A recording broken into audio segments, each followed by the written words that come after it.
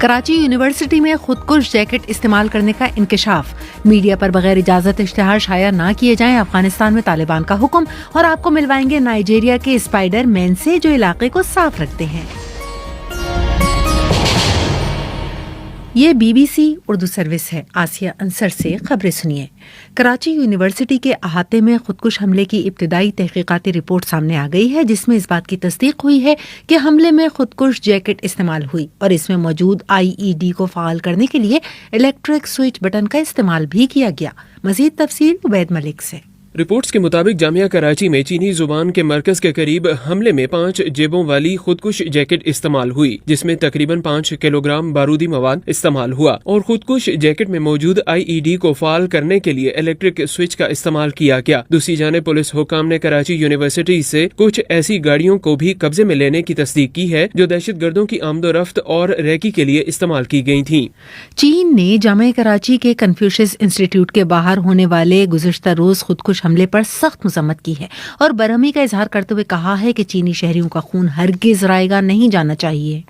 Lahore high court نے حمزہ شہباز کی حلف برداری کے حوالے سے پیدا ہونے والے تنازع پر فیصلہ سناتے ہوئے گورنر پنجاب سے کل تک خود یا کسی نمائندے کو نامزد کر کے حلف لینے کا حکم دیا ہے۔ مزید تفصیل ساز سہیل سے۔ شہباز کے حلف کے تنازع پر فیصلے میں عدالت نے گورنر یا نامزد نمائندے کو 28 اپریل تک آرٹیکل 255 کے مطابق حلف لینے کا حکم دیا ہے۔ عدالت کا کہنا تھا کہ 25 دن سے صوبے میں کوئی وزیر اعلیٰ نہیں ہے اور نو منتخب وزیر اعلیٰ سے حلف نہ لینا آئین کے خلاف ہے۔ عدالت نے صدر پاکستان کو پنجاب میں جلد از جلد فعال صوبائی حکومت کو یقینی بنانے کی ہدایت دی ہے۔ واضح رہے کہ لاہور ہائی کورٹ نے گزشتہ روز نو منتخب وزیر اعلیٰ پنجاب کی درخواست پر سماعت کے بعد فیصلہ محفوظ کیا تھا۔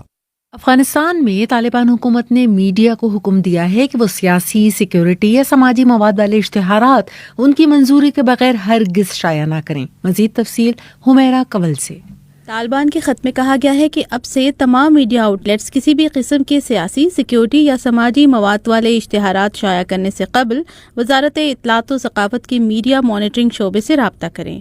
اس خط پر ترجمان اور نائب وزیر اطلاعات و ثقافت ذبیح اللہ مجاہد کے دستخط ہیں، جبکہ تمام صوبوں میں اطلاعات و ثقافت کے محکموں سے کہا گیا ہے کہ وہ صحافیوں کو طالبان حکومت کے اس فیصلے سے آگاہ کریں۔ فرانس میں 11 کروڑ 50 لاکھ پاؤنڈز کی لاٹری جیتنے والی خوش نصیب خاتون نے نصف سے زیادہ انعامی رقم رشتہ داروں اور مستحق افراد میں بانٹ دی ہے اور کہا ہے کہ انہیں لوگوں کی مدد کرنے کی عادت ہے۔ برطانیہ کے ہارٹل پول ٹاؤن سے تعلق رکھنے والے اس جوڑے نے 2019 میں یورو ملینز لاٹری جیتی تھی اور فوری طور پہ وہ رقم بھی بانٹ دی تھی۔ پاکستان کے سابق وزیر اعظم عمران خان نے اپنے کارکنوں کو کال دی ہے کہ جب وہ انہیں اسلام آباد بلائیں تو وہ چاہتے ہیں کہ 20 لاکھ افراد دارالحکومت میں پہنچیں۔ میں چاہتا ہوں کہ کم از کم 20 لاکھ لوگ اسلام آباد میں پہنچے جب میں کال دوں گا۔ یہاں بھی پہلے سازش ہوئی، پہلے انہوں نے میڈیا کے اوپر پیسہ چلایا۔ آپ کو پتا ہوگا سارے میڈیا میں کیمپین چل رہی ہے جی اس سے نااہل حکومت نہیں ہے، بیرون ملک کا خسارہ جس کی وجہ سے IMF کے پاس جانا پڑا۔ اسپائڈر مین کا کریکٹر بچوں اور بڑوں میں یکساں مقبول ہے، تاہم ان دنوں ایک نائجیریا کے شہر اوسوگبو کے شہری جوناتھن اسپائڈر مین کا کاسٹیوم پہنے سب کے دل میں جگہ بنا رہے ہیں، کیونکہ انہوں نے اپنے علاقے میں بیماریوں کی روک تھام کے لیے گلی محلوں سے کھلا کچرا اٹھانے کی مہم شروع کی ہوئی ہے۔ آخر انہوں نے اسپائڈر مین کا ہی کاسٹیوم کیوں پہنا، سنیے کومل فاروق سے۔ نائجیریا کے شہری جوناتھن اسپائڈر مین کا لباس پہنے اپنے علاقے کی صفائی کرتے ہیں۔ جب انہوں نے ماحول کو صاف رکھنے کے لیے کام شروع کیا تو مفتی کے لباس میں ان کو دیکھ کر بہت سے لوگ ان کے پیغام سے کتراتے تھے، جس کے بعد جوناتھن نے پہنا اسپائڈر مین کا لباس، ہاتھوں میں اٹھائے صفائی کے اوزار اور علاقے سے کچرے کو مناسب طریقے سے ٹھکانے لگانا شروع کر دیا۔ ان کے منفرد انداز نے علاقے کے بچوں اور بڑوں کی توجہ حاصل کی اور لوگ ان کے ساتھ ملتے گئے۔ جوناتھن کے مطابق کھلے کچرے کو علاقے سے صاف کر کے ہیضہ، ملیریا سمیت کئی بیماریوں سے بچا جا سکتا ہے۔ یہ B B C Urdu service ہے۔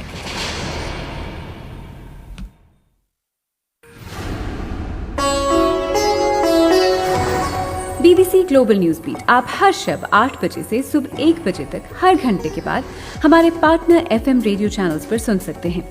2.5 منٹ پر مبنی گلوبل نیوز بیٹ میں انٹرٹینمنٹ، سائنس، ٹیکنالوجی اور سپورٹس کے علاوہ ملکی اور بین الاقوامی خبریں شامل ہیں۔ گلوبل نیوز بیٹ بالخصوص نوجوانوں کے لیے ترتیب دیا گیا ہے۔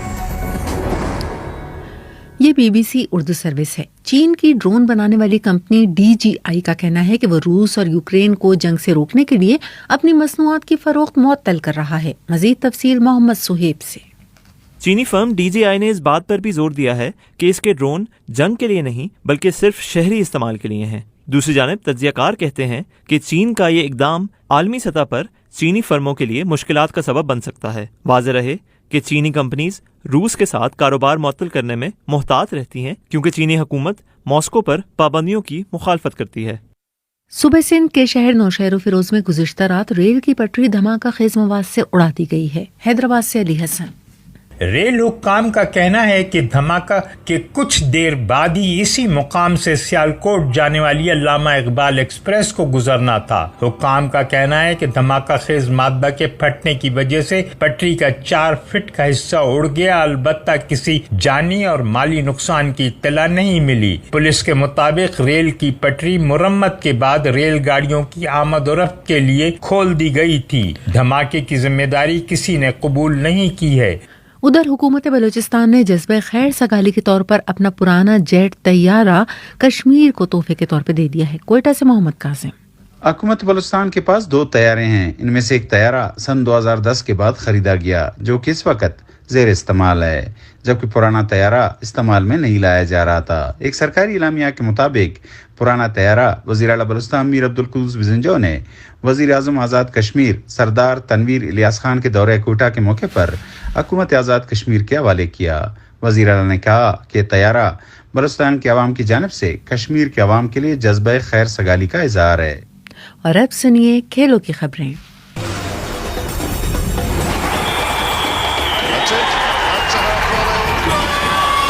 کھیلوں کی خبروں کے ساتھ میں ہوں عبدالرشید شکور۔ ہالینڈ نے پاکستان کے خلاف دوسرا ہاکی میچ 1 کے مقابلے میں 4 گول سے جیت لیا۔ پہلے میچ میں پاکستان نے کامیابی حاصل کی تھی۔ چیمپئنز لیگ کے سیمی فائنل میں آج لیورپول اور اسپین کی ٹیم ویاریال مد مقابل ہوں گی۔ گزشتہ رات کھیلے گئے پہلے سیمی فائنل میں مینچسٹر سٹی نے ریال میڈرڈ کو 3 کے مقابلے میں 4 گول سے شکست دے دی۔ پہلے ہاف میں مینچسٹر سٹی کو 2-1 کی بڑھتری حاصل تھی۔ ریال میڈرڈ کے 2 گول کریم بینزیما نے کیے۔ اس طرح اس سیزن میں ان کے مجموعی گول کی تعداد 41 ہو گئی ہے۔ دونوں ٹیموں کے درمیان جوابی میچ 4 مئی کو ریال میڈرڈ کے گراؤنڈ میں کھیلا جائے گا۔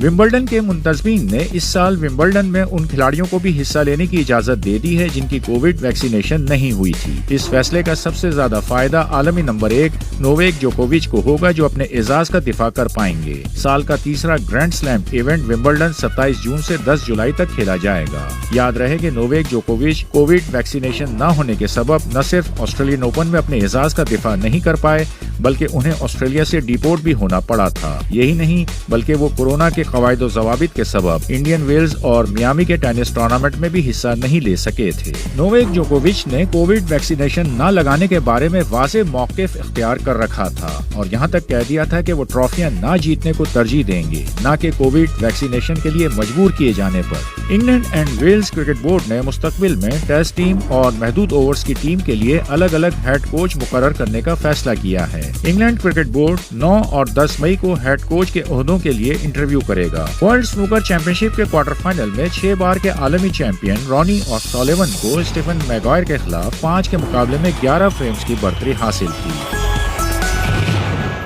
اور اب سنیے موسم کا حال۔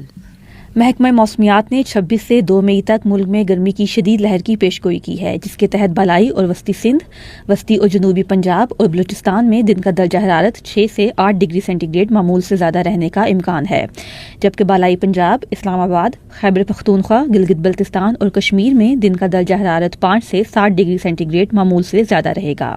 گزشتہ روز سب سے زیادہ گرمی بے نظیر آباد اور دادو میں پڑی جہاں پارہ 47 ڈگری سینٹی گریڈ ریکارڈ کیا گیا۔ یہ خبریں آپ BBC اردو سروس سے سن رہے تھے۔ مزید خبروں کے لیے وزٹ کیجیے ہماری ویب سائٹ bbcurdu.com۔